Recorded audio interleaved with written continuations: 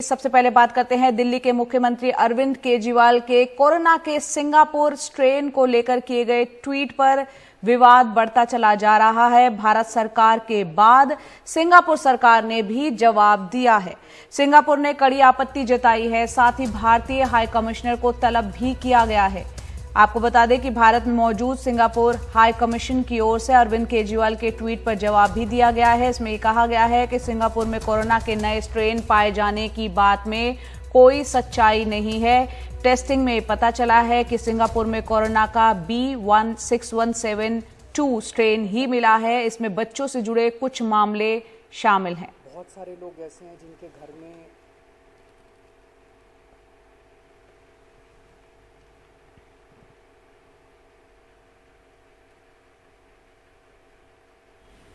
भारत में सिंगापुर दूतावास ने जो ट्वीट किया है, इस बात में कोई सच्चाई नहीं है। इस ट्वीट में कहा है कि सिंगापुर में कोविड का एक नया स्ट्रेन मिला है। फाइलोजेनेटिक टेस्टिंग में पता चला है कि सिंगापुर में हाल के हफ्तों में बच्चों सहित कई मामलों में B16172 स्ट्रेन ही मिला है। यह आप देख रहे हैं, दूतावास ने भारत में जो सिंगापुर का दूतावास है उसकी तरफ से ट्वीट किया गया है। वहीं भारत सरकार की तरफ से क्या कुछ जवाब दिया गया है, विदेश मंत्री एस जयशंकर ने जो ट्वीट करते हुए जवाब दिया है वो भी हम आपको दिखा रहे हैं। इसमें लिखा है कि जिन लोगों को बेहतर पता होना चाहिए उनकी गैर जिम्मेदाराना टिप्पणियां लंबे समय से चली आ रही साझेदारी को नुकसान पहुंचा सकती है। इसलिए मैं ये साफ कर दूं कि दिल्ली के मुख्यमंत्री भारत की ओर से नहीं बोलते।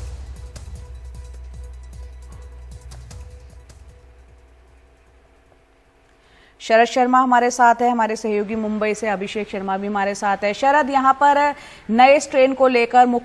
दिल्ली के मुख्यमंत्री ने जो ट्वीट किया उसके बाद विवाद काफी बढ़ गया। सिंगापुर की तरफ से रिएक्शन आया, भारत सरकार भी कह रही है कि इस तरह का जो बात जो है मुख्यमंत्री कर रहे हैं वो भारत सरकार का पक्ष नहीं है। क्या कुछ चल रहा है, ये क्या विवाद है, पूरा समझाएं। देखिए, ये कल भी जब ये मुख्यमंत्री ने ट्वीट किया था, मुख्यमंत्री अरविंद केजरीवाल ने ट्वीट किया था, तो तभी से हम भी ये जानने की कोशिश कर रहे थे कि ये सिंगापुर वेरिएंट का मामला है क्या। तो तब हमें जो दिल्ली सरकार के सूत्र थे वो बता रहे थे कि शायद मुख्यमंत्री जो बात कर रहे हैं वो सिंगापुर की तो बात कर रहे हैं, पर ये वेरिएंट वही हो सकता है जो सबसे पहले इंडिया में आइडेंटिफाई किया गया। तो तब से बात चल रही थी, लेकिन जब ये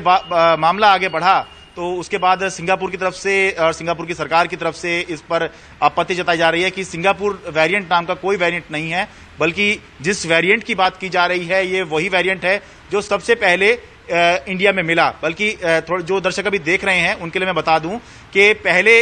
वेरिएंट्स के नाम ऐसे होते थे कि ये यूके वेरिएंट है, ये ब्राजील वेरिएंट है, ये इंडिया वेरिएंट है, लेकिन WHO ने मना किया कि इस तरह से आइडेंटिफाई करना गलत है। तो उस वजह से ये कहा जाता है कि जहां सबसे पहले मिलने की बात आई उसके आधार पर हम लोग इसकी पहचान करेंगे। तो हमने स्वास्थ्य मंत्री से ही पूछने की कोशिश की, हालांकि वो इस बात पर अडिग दिखाई दे रहे हैं कि हाँ सिंगापुर वेरिएंट है और उसको आगे क्लेरिफाई किया जाएगा, लेकिन वो इससे ज्यादा कुछ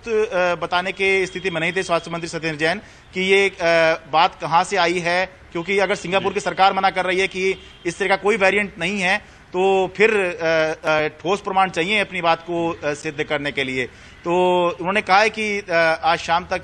इस बात को क्लियर करेंगे, लेकिन अभी के तौर पर हम ये कह सकते हैं कि सरकार भले औपचारिक रूप से कह रही हो, लेकिन कोई ठोस प्रमाण जो है ऐसे नहीं दिए गए जो ये साबित करें कि हाँ जो बात कही गई थी वो अपनी जगह बिल्कुल सही है। इतनी ही बात है कि सिंगापुर में नए रूप की बात की गई, लेकिन वो वही रूप था जो भारत में आया है सबसे पहले, जिसकी पहचान हुई है। जी बिल्कुल,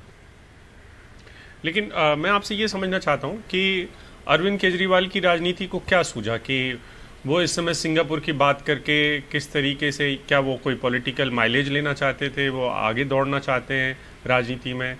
क्या इस वजह से उन्होंने ये ट्वीट किया है, या फिर उन्हें सचमुच में सिंगापुर, वो पढ़े लिखे मुख्यमंत्री भी हैं, वो उनका एक बैकग्राउंड है जिसमें वो साइंस को समझते भी हैं,